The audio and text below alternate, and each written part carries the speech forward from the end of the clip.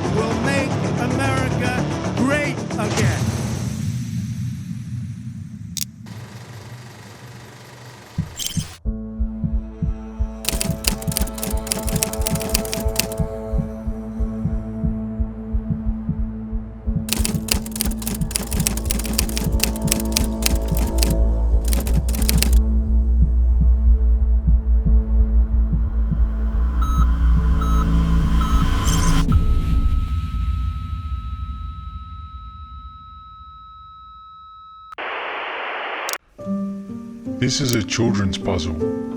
It consists of 3 pieces. In order to solve the puzzle, you need to put these 3 pieces together, which reveals the solution, an elephant. This video series will be structured like this puzzle.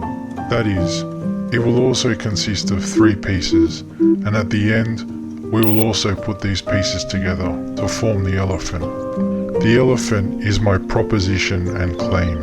That is, that Donald Trump is not only using the same subversive manipulation techniques and methods on the American population as Hitler did to the German people, but they also share very similar personality traits. So what are these 3 pieces? They are Tribes and Anger, Human Nature, Cults 101. Before we unpack all of this, I do need to do a quick preface. I'm not a Democrat or a Republican. In fact, I live on the opposite side of the globe. There'll be a lot to unpack here, but before I begin, I need to first be clear about where I intend to make this comparison, because this is important.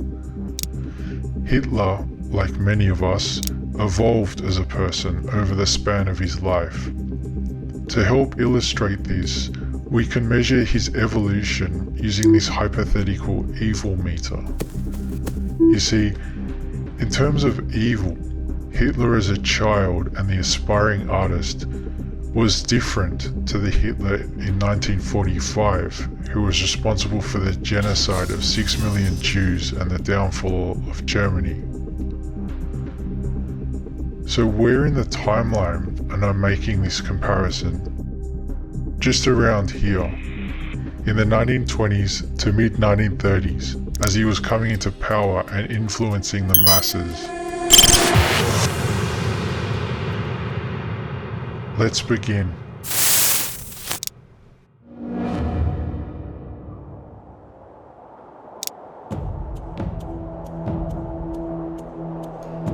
A long time ago, life for early humans was a very dangerous place.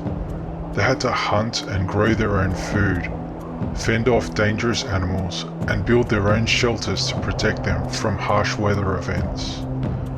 Only the strongest would survive, and this would invariably be the ones who formed strong tribes that worked cohesively together through a set of rules and systems. Once you were accepted and in the tribe, one could also reap other benefits. These included things such as having a sense of belonging, having a sense of significance, finding a partner, being a part of a community, and also, of course, guaranteed safety. Now let's fast forward to the present day. If we compare life in the past to the present day, we can see that we've progressed considerably, and it's a remarkable story. For most of us, We can literally go into a store and buy fresh fruit and vegetables without growing it. We can sit in a vehicle and travel enormous distances without even putting our feet on the ground. And we can be in the comfort and safety of our own homes during severe weather events. It's like, in many ways, we've solved the hardships and problems our ancestors had to go through. From the surface, it would seem that our need to be in a tribe is no longer needed. Yet while we have both removed most of the dangers our ancestors had to endure, and our quality of life has increased exponentially, those inherent benefits of being in a tribe are still within us from long ago. These include having a sense of belonging, having a sense of significance, a need to feel safe within your environment, and also being part of a community. It's for this reason that we see tribes still exist today in their various manifestations, with their own different barriers of entry and rules and regulations to stay in them. Let's have a look at some examples. A local Catholic church is a tribe. The barrier of entry to this tribe is to believe in Jesus Christ, and then to continue to stay in this tribe, you need to attend Sunday Mass and do your best to obey the teachings in the Bible. Once you do these things, you are welcomed into the tribe, and in return, you get to experience a sense of belonging, a sense of significance, a feeling of being part of a community, and a feeling of safety. There are academia tribes, whereby groups of people who are specialized in a particular field, such as stem cell research, meet each year or monthly to discuss various developments and progress within their industry.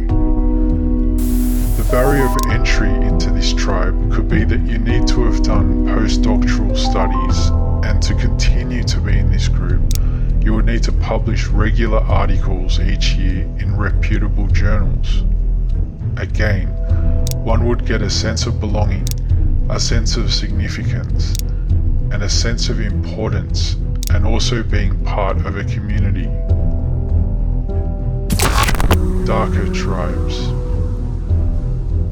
There are, of course, darker and evil tribes that exist today too.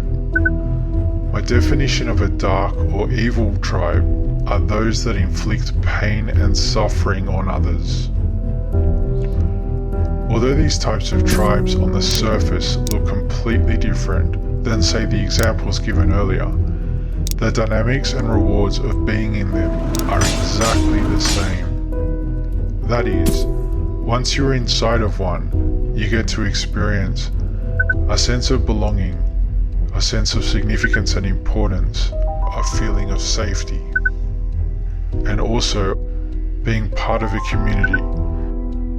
Darker tribes generally have a lower barrier of entry, usually involving some kind of sadistic initiation ritual, and to stay in them and to be accepted, one usually needs to embrace dark and negative energies. The KKK is an example of a dark tribe. This is an American white supremacist group whose main ethos is to harbor hatreds towards African Americans, Jews, Latinos, Asian Americans, and Muslims, to name a few. So from what I've read, to enter this tribe, besides being white, you need to go through a sadistic initiation, and to continue to be accepted in the tribe, you need to continually express hatred towards these other groups of people. In return, you get a sense of belonging, a sense of significance and importance in the form of a uniform and a rank or title, being part of a community, and also a feeling of being protected. Dark and evil tribes are not restricted to white nationalism. Gangs such as MS-13, Latin Kings, and Russian Mafia are all dark and evil tribes. That is, on some level, they inflict suffering and pain on others. Again, after joining any of these tribes, one gets a sense of belonging, a sense of significance and importance, being part of a community, and also a feeling of safety. There is something very important to mention here about dark and evil tribes. That is, that there is a positive correlation between the need to join a tribe and one's external environment. When one's external environment becomes more uncertain and dangerous, so too does the need to join a tribe. And once the uncertainty and danger reaches a certain threshold, people are more likely to join dark and evil tribes out of sheer necessity. I'll say that again. When one's external environment feels more uncertain and dangerous, one is more likely to join a dark and evil tribe out of sheer necessity. This phenomena can be seen in poor and underprivileged neighborhoods. These places are usually where there are high rates of crime and poverty, or simply put, these are unsafe and uncertain environments. And these places are exactly the areas where gangs and gang violence thrive. Another example where this occurs can be seen in one of the most unsafest and uncertain environments, the American prison system. In these environments, gangs or tribes flourish, and often you are forced to join them when entering prison. You have no choice. In return, you get a sense of belonging, a sense of significance and importance, being part of a community, and also a sense of safety. While we are here, I also need to unpack the anger part in all of this, which is pretty important. As mentioned, dark and evil tribes, like the KKK, foster and encourage anger and dark forces. In fact, for some, it's an integral part of their identity. In the original Super Mario Bros. Game, Mario could power up by eating a mushroom, and as a result, he would grow bigger and stronger. This Mario Brothers mushroom effect also applies to anger in some tribes. That is, anger can power up a tribe and increase its strength and resolve. It can also give people a false sense of empowerment, importance, and identity. Let's look at some examples. Pro and anti-abortion tribes are tribes whereby hatred and anger galvanizes the group. The anger acts like fuel and energy for the tribe, increasing its strength and the group's resolve. With it, members get the tribal reward, which is a sense of belonging, a sense of significance and importance, and being part of a community. The problem with this is that while anger can serve useful purposes and make one feel powerful in the short term, it's an insidious energy which can be the impetus for great harm, destruction, and polarization. Let me explain. You see, anger can make one feel empowered, important, and significant. Yet, if this anger is directed at another group or another tribe, and then that tribe reacts in anger, then it polarizes both groups, creating and reinforcing division and conflict. Using the abortion example, if the pro-choice people direct their anger to the pro-life people, and then the pro-life people respond in anger, then both groups will be angry. That anger then gives people in both tribes a sense of false empowerment and a sense of community. It acts as glue to their tribe. And the more angry they get, the more stronger and empowered they feel. This then makes the other group more angry, and then they get to feel more empowered and strong too.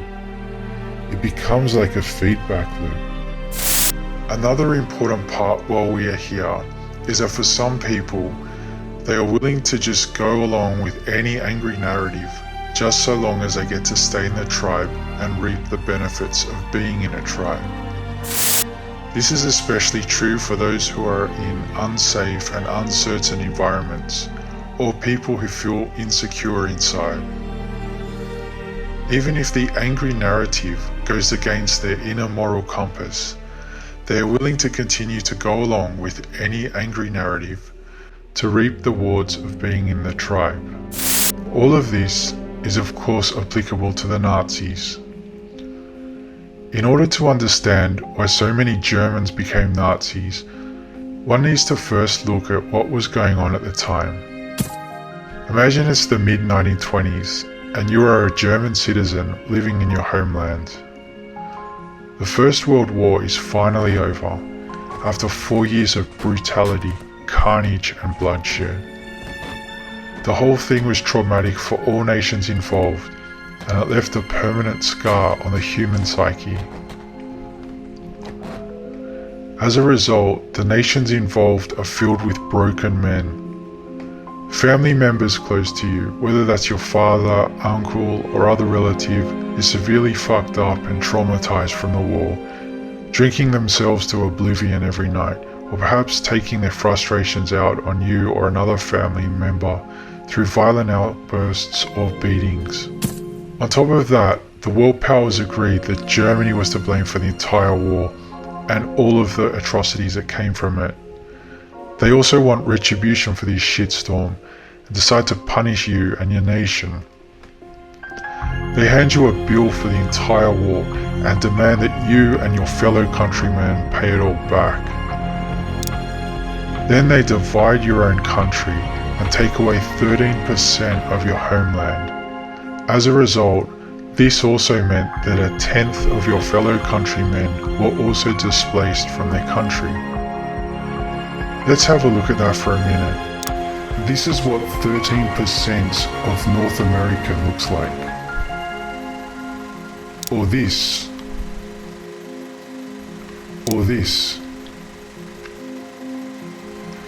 Imagine international world powers decided that these areas were now part of, say, Mexico, or China, or Russia. The same powers also said that your military, the symbol of your national might and pride, can now only comprise of a maximum of 100,000 men for the entire nation, and that the manufacturing of new armored tanks, boats, and aeroplanes had to cease.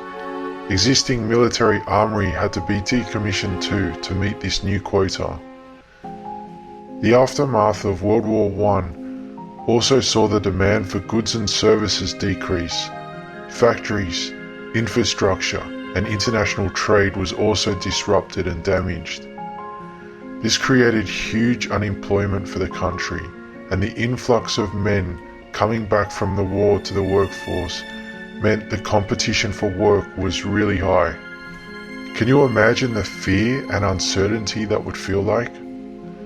Men who served their country in the war, men who were something, colonels, lieutenants, captains, men who once had significance, importance, and honor, came back as nothing, just unemployed vagrants. That's not enough for you? Let's add inflation to the situation. As mentioned earlier, as part of Germany's punishment, they also had to pay the bill for World War I. As a result, the country frantically started printing money to pay off this debt, but this caused massive inflation. Hyperinflation to be exact. You know what that looks like?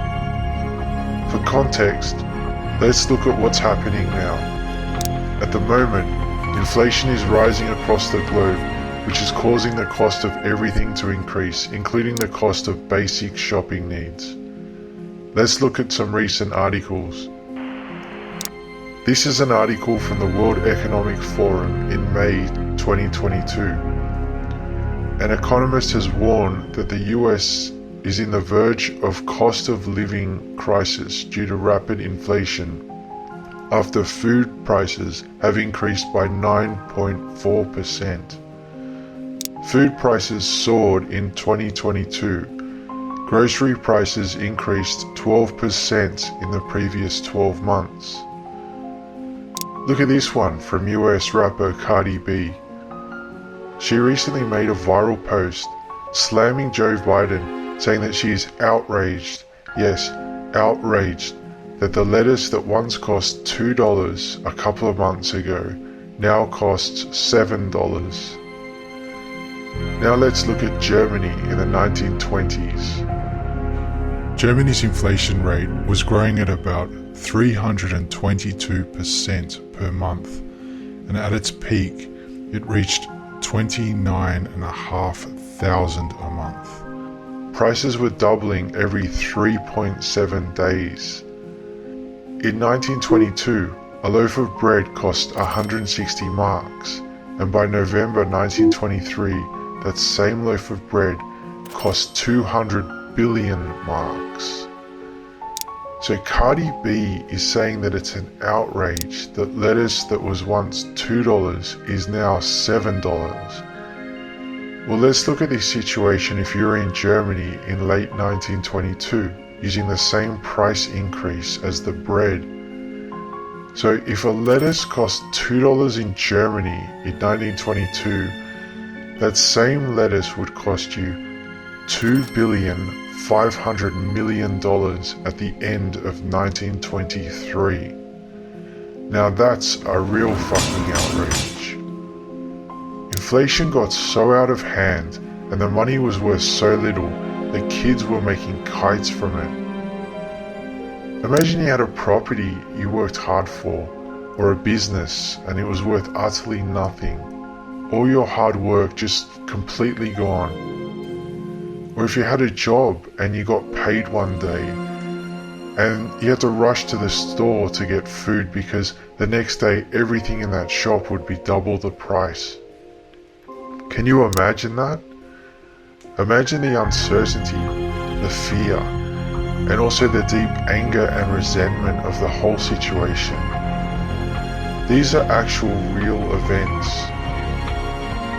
If I'm honest, I personally don't think I can truly comprehend how horrific, unsettling and stressful that would have been. And then you thought it couldn't get any worse? Bang! Enter the knockout punch. On October 1929, the Great Depression hit worldwide. The entire financial system collapsed. Unemployment reached record highs across the world. Businesses went bust. The entire system went into meltdown. In Germany, the unemployment reached 6 million people. So there you are. You have no job. You are relying on the government or charity to survive on your basic needs. You are aware that while others around the world are also hit, they do not have it nearly as bad as you. The anger and fueled resentment would be unimaginable. Imagine losing everything, struggling to make ends meet. You need to feed your family and your entire country is in complete disarray. You are a laughing stock in the world, and your homeland, your country, is a complete mess.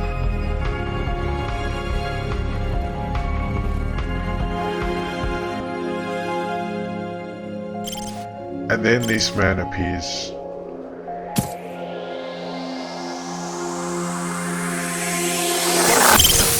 Kam die Zeit,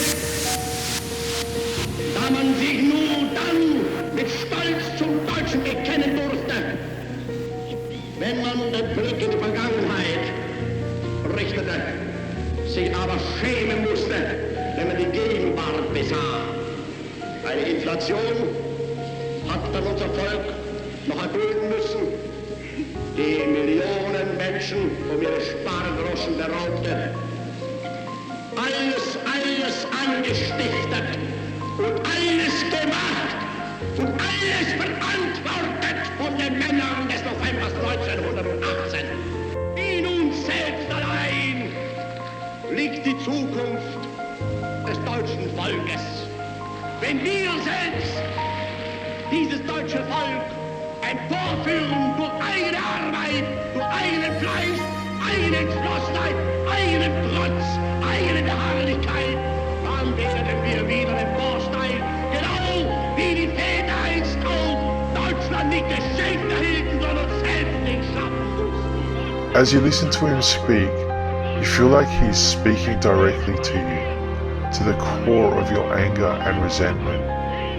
You get a sense that he not only understands your suffering and pain, as he also went through hardships and injustices, but he acknowledges the injustices that German people have experienced. And he even has a plan to get the country back again, to make Germany great again. Führen wieder zur Würde, zum Leben zurück.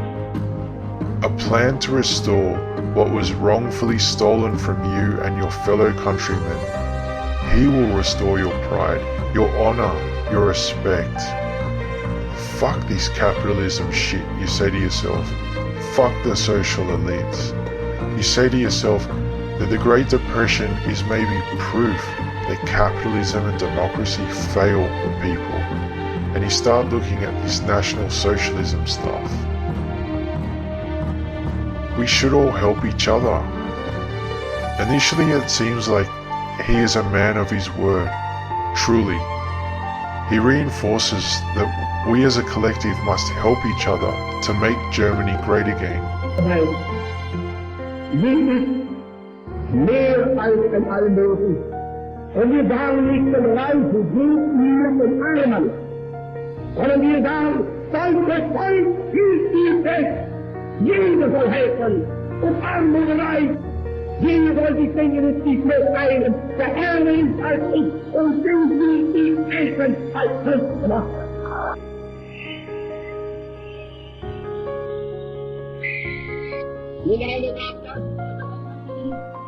Ist an der Ruhmestitel erst für deine Gabe. Wenn du dieses Wasser trinkst, dann kannst du noch erhöhenden Herzensgöttern etwas tun. He reignites Germany's military and manufacturing. He encourages and promotes domestic industries and initiates large-scale public works, such as the Autobahn, which still exists today.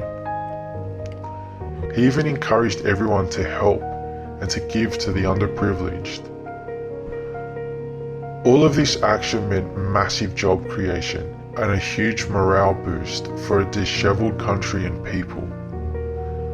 You hear him speak about the Jews too, about how as a race, they were the ones that caused most of this shit and mayhem. They are a sneaky and greedy race who snuck into powerful international circles and who hoarded all the money for themselves. While you're a little unsure about whether this is true or not, it does speak close to your anger and resentment of your situation. In fact, maybe it was them. Hitler provides an outlet. He shines the light and paves the way to release your anger and resentment to the whole situation. Maybe it was those Jews. You see your friends get jobs around you, and it seems that Hitler is well and truly making Germany a great power again. He also begins to take back territories that were once part of the great Germanic Empire, and he mentions plans on reunifying other countries too. You have a wife and kids to feed. You are the provider and need to support your family, and everyone around you seems to be joining and getting their feet back on the ground. I mean, anything can be better than what you've experienced in the past. No one else had your back before, and maybe this guy is our man to restore things back to a better life. So you say to yourself, fuck it, I'm in, and you join the Nazi party. In return, you get a sense of belonging.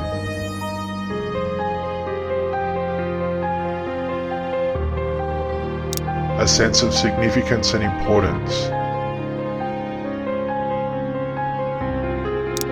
Being part of a community.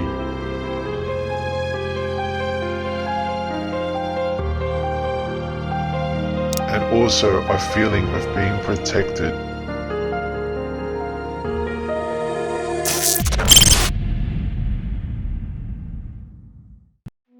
Before we go to part 2, I want to do a quick summary of what was covered in this section. 1. The need to join a tribe increases as uncertainty and danger increases. 2. People are more willing to join dark and evil tribes in unsafe environments with high levels of danger and uncertainty. 3. Within a tribe, one can reap the benefits of a sense of belonging, a sense of importance and significance, being part of a community, feeling of being protected or feeling safe. 4. There is a price to pay for every tribe. These are usually in the form of rules and regulations. For darker tribes, this can mean doing heinous things. People will pay this price if their need for being in a tribe outweighs the morality of their actions.